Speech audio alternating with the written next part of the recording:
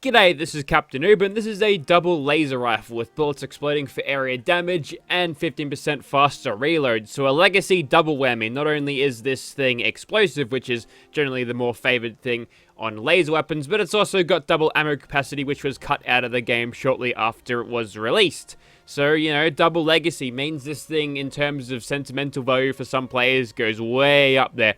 And the thing with, like, super rare items in this game, you could have, like, a roll of toilet paper covered in like 2-week-old feces, and there could be one single or maybe 3 single items in the game of that, and people will pay out the ass for that, no pun intended.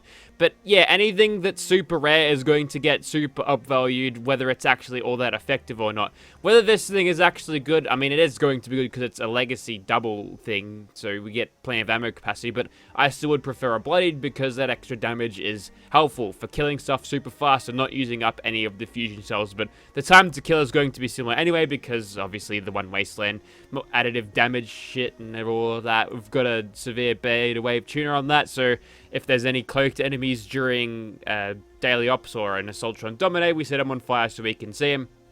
Got the stabilized automatic barrel and a forceful stock. Look, I'd probably chuck that on a aligned automatic barrel because I haven't actually modified this thing at all. But the forceful stock is good because it gives you a bunch of condition. Super useful before. Now, not so much, because obviously what Bethesda did is change how the condition thing works. So this thing will be sticking around for a little bit more than 30 seconds before it breaks. Obviously, a beam splitter is there to have more explosions than one and give me slightly better damage.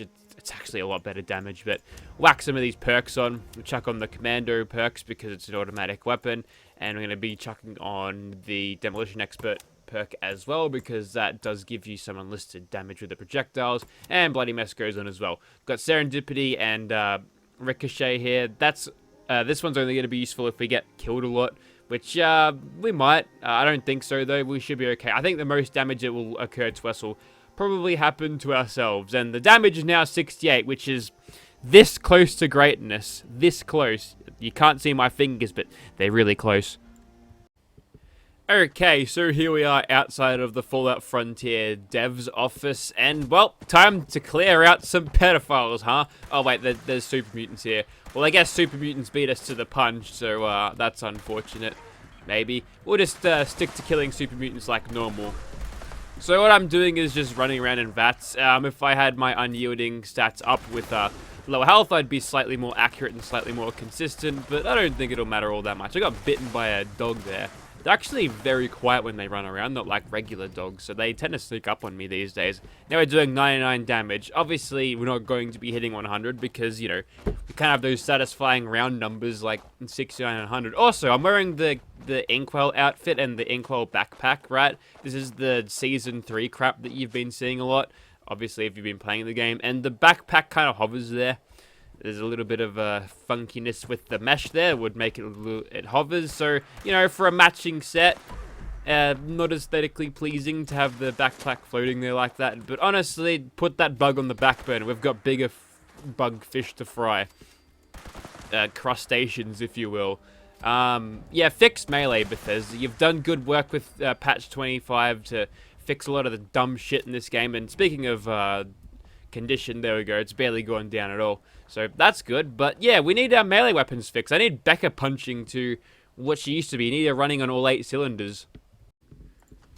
Alright, so I'm sure there's probably going to be people out there that get super pissed off with aspects of the patch, like buffing all of the legacy weapons because they used to break extremely quickly, and you could see that as a potential sort of a balance point, and, you know, that was an interesting thing that they'd implemented there, probably by mistake, but yeah, that's not really a factor anymore, which means you can crush with legacy guns for a lot longer before you need to go and repair them, so that's great. I probably won't have to repair a weapon on this character for a long time because I ran Scorched Earth heaps before the damage nerf happened, just to see if I can't beat my own score. I used to speedrun it, you see. Posted my PBs there.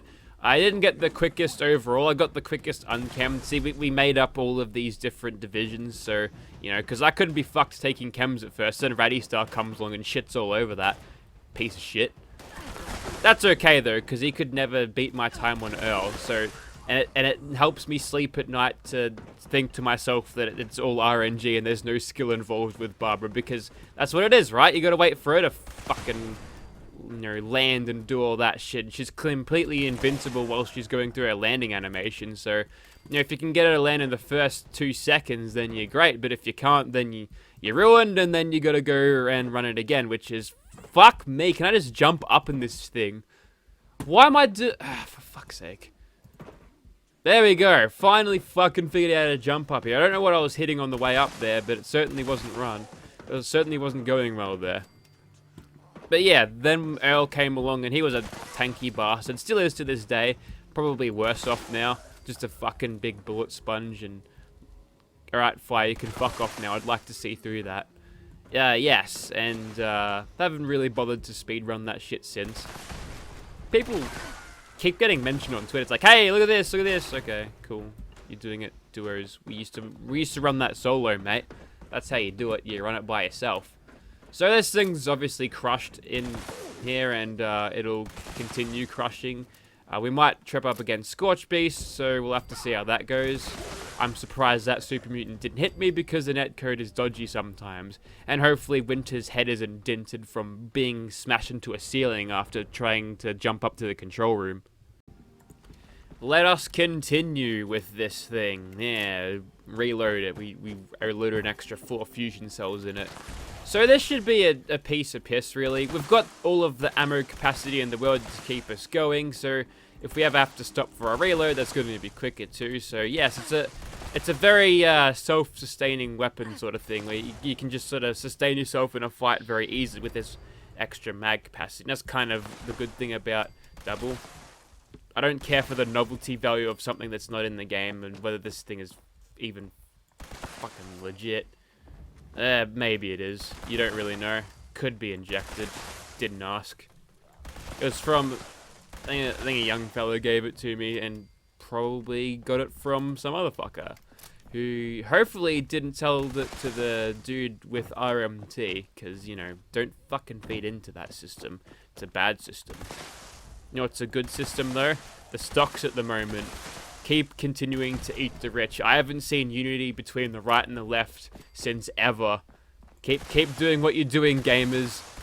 You fucking autist redditors, they're doing some fucking good job out there on Wall Street. They're making him hurt, making him bleed. I don't know what's gonna come of it, but it's certainly been an interesting fiasco to watch. Because, you know, even if I wanted to invest in that just to stir the pot a little bit along with everyone, the apps that allow you to trade on the stocks actually block that shit out, which I think is illegal, but obviously the people putting that in place are going to get away with it because they're rich. But we're getting a little bit off topic here. Let's steer it back into the weapons performance. And also, we're doing this during the day. You can have a little bit of a better look at the outfit here. There's the back of it. There you go. Okay, so now we are in Nerd Rage, and we're getting 96 damage. That's just with Nerd Rage and Adrenal Reaction, so that's like equivalent to full Adrenaline there. And we're getting like a shit ton more accuracy because... Oh no, he turned the alarm on. Yeah, shit ton more accuracy because of my perception from the unyielding benefits. And also intelligence. Like, massive boost in intelligence, which means more XP. You know what's really useful these days? Getting shit tons of XP, because you get perk coins with them, and, you know, there's just something to grind. Yeah, unyielding armor is so good in this game. Especially since it all doesn't trigger at 25% health like the unyielding stuff did back in Fallout 4. Look at those shadows, by the way. That's all on Ultra. And it's... oh, man. Yeah, Fallout 76 looks good sometimes. You know, people rag on it for 16 times the detail, but they... That was quick. But look!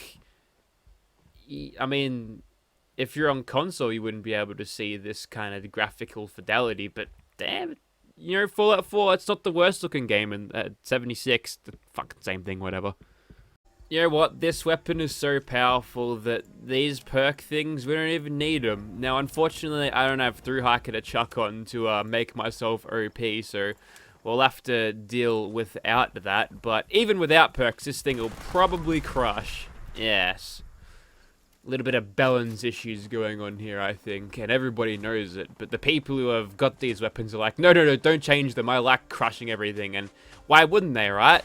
You could do this kind of shit without bothering to, I mean, maybe with perks, not so much, but with the basic weapons that you get totally legit, like, you could get away with doing this kind of damage, you know, if you're bloodied and min-max and everything. But, you know, it's cool. It used to be what it's like, and people kind of don't want to let that go away because they played the one wasteland thing, and then they got all their damage taken away, so they want it back. So they use legacies now. You don't even have to perk into them. They're perfect for your average fucking food builder who still wears Minecraft power armor. Alright, none of this additive damage added to the weapon. We're just gonna go in raw. Something like that. We'll just try to get the Scorched Beast's attention. I think we've got a rank a Tormentor, so there's a chance we might actually cripple them, but I kind of doubt it. For some reason, we're not luring it over as effectively as I want it. Let's just take the digested goo, and once he gets close enough, we can start whooping his ass. Except not when he decides to not feel like being attacked. That's a no-no. So we're seeing the usual kind of problems out of laser guns here. There's the condition, by the way. It would have broken on me 10 times under normal circumstances. You can sort of sidestep that a little bit if you use VATS, because the game puts the projectiles where they're not. Okay, maybe not. Yeah, it's the annoying basic bitch Scorched Beast explosive resistance, and rather it's just a bug because their hitboxes are built funkily, like, I think. Something that controls their ability to fly. It keeps them anchored to the ground or something. That's what someone said, and that, you know, there's no citation there.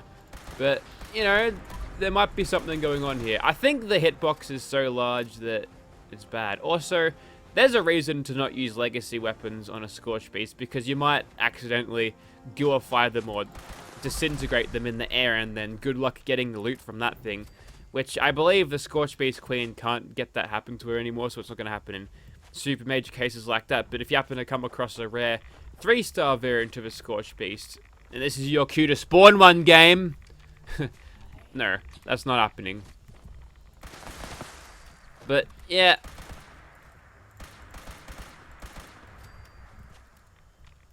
see, when I half-ass my commentary and talk shit about a weapon, about like nothing that's related, you know the weapon's good. The weapon's speaking for itself, right? Even without all of this nonsense perk additions on this thing, it still crushes. So, yeah. There you go. Double explosive laser rifle. Someone's been waiting ages for me to do this, and I've been using it on stream a little bit. So, you know, it's been around for a while. But the problem is that I run out of fusion cells. So I've got one of those radar ammo generators at my base, and it gives me like 12 at a time. It's not really sustainable, I don't think. Anyways, that's it for me. Thank you for watching, guys.